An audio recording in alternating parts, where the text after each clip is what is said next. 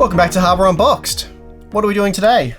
Well, we're doing a bit of everything actually. So the embargo has lifted for the unboxing of the Radeon RX 6800 series, so reviewers and people that are testing these cards out can unbox them and show them to you. So that's nice. We can't do anything, we can't do teardowns, anything else, just an unboxing, which is a bit boring. So with this video, I will unbox these cards first, show you them, we'll look at some nice B-roll and stuff like that. Then we'll discuss a few things like availability, I'll give you some information that I have, and then we're going to look at some benchmarks. Not of these cards, unfortunately. I'll be showing you the data that I've updated for the review of these cards, just with them excluded from the data set. So we'll have the new Ampere cards, we'll have some older Radeon cards, some older GeForce cards, but there have been some new games out. So obviously Watch Dogs Legion, we've got Dirt 5, Assassin's Creed, Valhalla, and Godfall. So that'll take a list of 14 games up to 18. So that's a lot of games for a day one review, but we will be covering 18 games for the review of these cards, and I've tested at 1080p, 1440p, and 4K. So those three resolutions will be featured in this video. Anyway, you guys probably want to see these cards, so we'll quickly unbox them. Spoiler alert though, I have actually already unboxed and fully tested these cards. I've had them for over a week now. I am filming this video quite literally hours before you will see it. So yeah, a bit of a mad scramble here. But anyway, let's unbox them. So we'll start with the little guy, the 6800, the plain old 6800. And as I said, I have already opened this, so I don't need to cut it open or anything. When you open the box, this is what you're presented with. This piece lifts off. It's got some nice foam backing, which keeps the card all nice and snug in the other foam compartment. And there's nothing else in here, I don't believe, because there's no silly custom 12-pin connectors or anything like that. Here it is. The RX 6800. It is a dual slot card. It's fairly compact. There's a few marks and things on it because, as I said, it's been in and out of my test systems for the last week. Spent many hours being tested. So yeah, I know exactly how it performs. I know how hot it runs. I know how loud it is. All that sort of stuff. Unfortunately though, I'm not allowed to tear it down for this video. So that's basically all I can show you. So we'll throw up some B-roll so you can get a better look at things as I'm talking probably about the specifications and a few stories that I'm about to tell. We'll look more at the B-roll, but I mean, that's the card. Then of course we have bigger brother, the XT model, much bigger box, quite a bit heavier actually. And that opens up by popping out there. So I guess you could sort of do that on an angle. Oh look, it's got another one of those things. And you take that out. Ta-da! So again, some foam backing here. This has a little, looks like a little manual type thing or something. I don't think there's anything else in there. So it's just, again, the card. And as I alluded to earlier, no silly 12-pin connectors on these. So both of them feature a pair of 8-pin PCIe power connectors. And this card looks basically identical to the non-XT version. They're the same length and the same height, the only difference being the width. This one is 40 millimeters wide, this one is 50 millimeters wide. So 2.5 slots, which takes up 3 slots. This one takes up 2 slots, so potentially better for mini ITX builds. By the way, at this point I should apologize for any of you with headphones that are quite bassy. It is blowing a gale across the state at the moment. It's been about 50 km/h winds all day. It's not going to let up till late tonight, so I've just got to film this video. So again, sorry for those of you who are hearing quite a lot of rumbling with your headset. I'll do my best to remove it, so hopefully what I'm talking about now most of you won't notice. But anyway, is what it is. So there's the two cards. Now, what have we got here? So here is the RTX, I'll move this aside, 3070 Founders Edition. So a little bit shorter in length. Width-wise, they're both pretty much the same. And then height-wise, the Radeon GPU stands slightly taller. So slightly taller that away. But there, so that's those two cards. This one actually feels a bit heavier despite being smaller. So that's interesting. And then 3080 versus 6800 XT. So the 3080 FE model is a little bit longer. It's not quite as tall that-a-ways. And width-wise, it is again only a dual slot card, whereas the Radeon GPU is a 2.5 slot card. So 50mm basically versus 40mm. And just quickly, for those of you wondering, the Radeon RX 6800 XT, that weighs 1510 grams. It is 267mm long, and it is 120mm tall from the PCIe connector. And as I said earlier, it is 50mm thick, so it takes up 3 slots. The GeForce RTX 3080, for comparison, that weighs 1355 grams, so it is a bit lighter, though as we just saw, it is a bit longer at 285mm. It stands just 112mm tall, so not quite as tall, about 8mm shorter, and it is also 10mm thinner, so not quite as thick, 40mm thick for the RTX 3080 Founders Edition, as it is a 2-slot card. Then with the vanilla plain old Radeon RTX 680, that is a 900-gram card, so fairly light really for its size. It is 267mm long, 120mm tall from the PCIe connector, and 40mm thick. It's a 2-slot card, so yeah, not ridiculously heavy, but it's not outrageously light either. 900 grams is reasonable. I just thought it would weigh a bit more than that, given that the Founders Edition RTX 3070, that weighs 1035 grams, so 135 grams more, and it is quite a bit smaller. It's only 242mm long, similar height from the PCIe connector, and similar width at 40mm. Again, it's a 2-slot card. So as far as unboxings go, we're kind of done here. Really not worth making a video for just this. You guys have seen probably what these cards look like. Some of you may not have kept up with the announcements and things like that and seen the renderings and stuff of the cards. They do look very good. I think they're very impressive looking cards, and they should perform well. They're certainly the best looking reference cards we've ever seen from AMD. Basically all metal construction, huge heatsink, as you can see, lots of ventilation on both sides of the card to let plenty of airflow through. So yeah, 3 fans on the front, look to be 90mm fans, same for both models. Should perform really well. And yeah, I do like the fact that it is full aluminium construction, so all metal design, feels very premium, looks very good, but obviously a lot more details in that regard to come in our review in a few days' time. So yeah, but without being able to tear down the cards, I don't want to go into too much more detail about all that sort of stuff. We'll leave that for a later date, a video where we're not limited as to what we can do. Something else I want to talk about is availability of these cards, because that's going to be a hot topic when they release. So technically they are being released on the 18th. That's when you'll be able to see our review. So a few days from now. I've got a lot of work ahead of me. And I'm not really expecting that you'll be able to buy one. So yeah, I've spoken with quite a few retailers and stock seems pretty terrible, like RTX 3080 terrible. It will differ from region to region. I've mostly spoken with Australian retailers. And yeah, availability not good, which is disappointing to hear, but it may not be all doom and gloom for those of you who are desperately needing a graphics card and haven't been able to buy something like an RTX 3080. So as I said, releasing on the 18th. Now, my understanding is that's an AMD reference card only release, so just these 2 models. So you'll be able to buy them from brands like Gigabyte, Asus, and so on, but it'll be the reference card. It'll be this card with like a different sticker on the fans or something like that. The actual proper custom AIB cards, the ones that most of you are probably going to be interested in, they won't be releasing for another week. So the 25th, they will become available. Probably again in limited numbers. It'll probably be a few weeks after that before we start seeing strong availability and decent stock levels and shipments and all that sort of stuff. So realistically, you're probably looking at more than a week before you have any kind of chance at buying one of these. And as Tim and I have said in Q&As and things like that before, historically, it's very difficult to buy a graphics card when it first releases.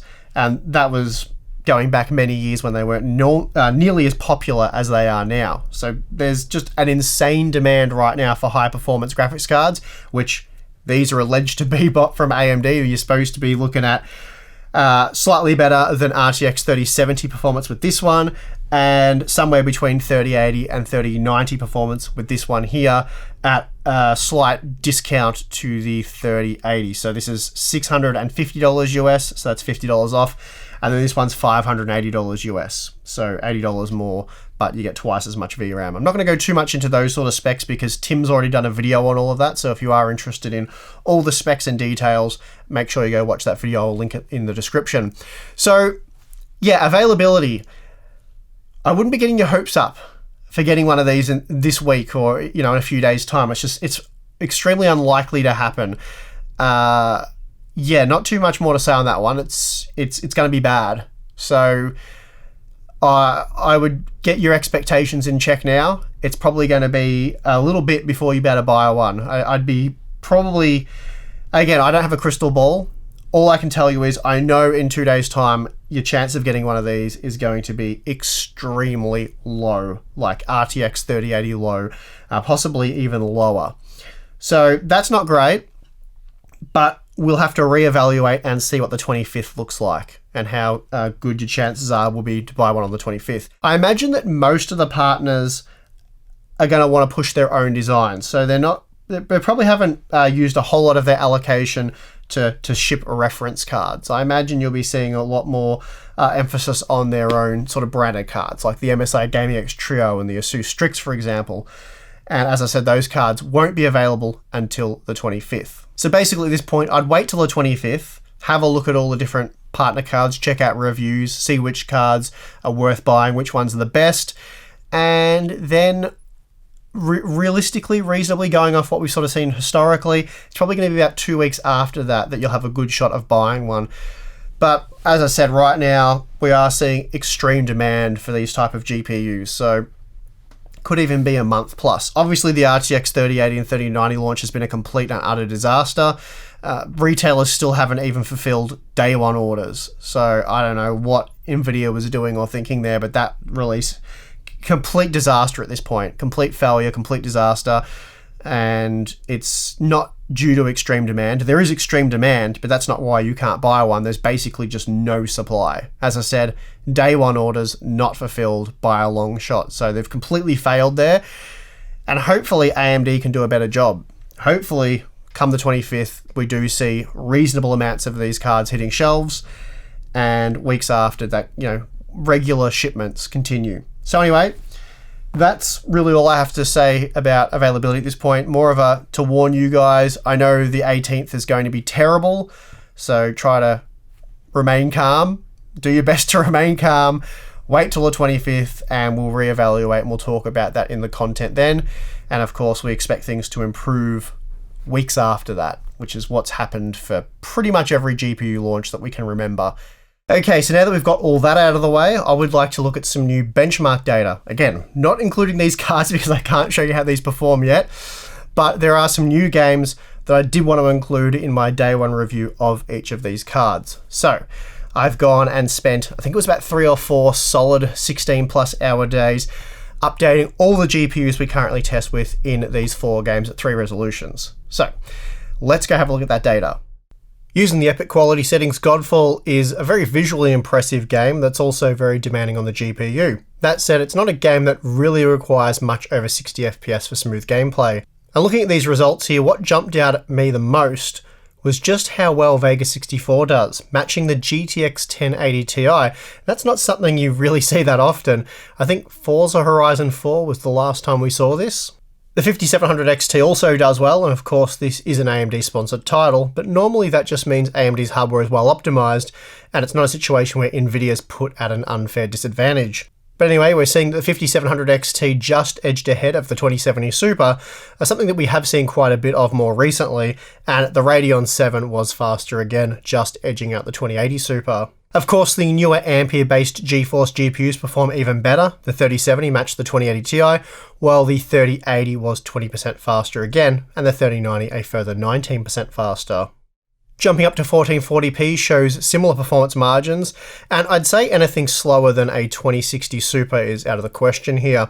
Ideally, for maximum quality visuals at 1440p, you will require a 2070 Super or 5700 XT, or of course, anything faster than those two. The RTX 3070 does well here, and despite the game's alleged VRAM requirements, the 8GB buffer is holding up just fine.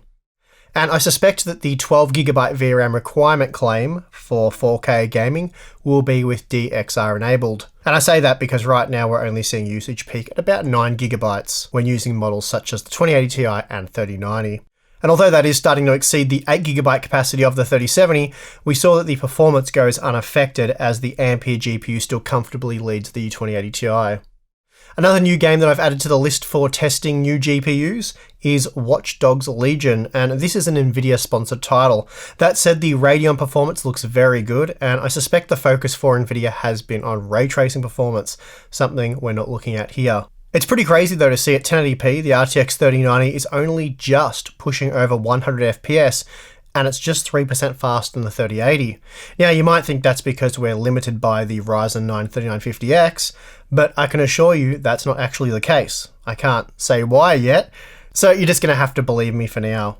Looking further down the graph, we see that Vega 64 isn't quite as impressive as what we saw in Godfall, but even so, edging out the GTX 1080 is still a great result for the red team.